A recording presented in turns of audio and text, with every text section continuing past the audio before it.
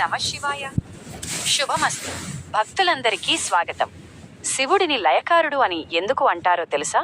భక్తులారా, సృష్టి, స్థితి, లయ అనే 3 ప్రధాన కార్యాలలో పరమశివుడు లయకారుడు. దీని వెనుక ఉన్న గంభీరమైన ఆధ్యాత్మిక అర్థాన్ని ఇప్పుడు తెలుసుకుందాం. విశ్వ ఉపసంహారం. లయకారుడు అంటే ఈ విశ్వాన్ని ఉపసంహరించేవాడు అని అర్థం. నూతన సృష్టికి మార్గం. ఈ లయం అనేది ప్రతికూలమైనది కాదు. పాతది అంతమైతేనే కొత్త సృష్టికి మార్గం సుగమమవుతుంది. అజ్ఞాన నాశనం. శివుడు తన తాండవంతో మనలోని అజ్ఞానాన్ని, అహంకారాన్ని లయం చేసి ఆత్మను దైవంలో విలీనం చేస్తాడు. జ్ఞాన ప్రసాదకుడు. మనలోని చెడు ఆలోచనలను నశింపజేసి మనకు పవిత్రమైన జ్ఞానాన్ని ప్రసాదిస్తాడు.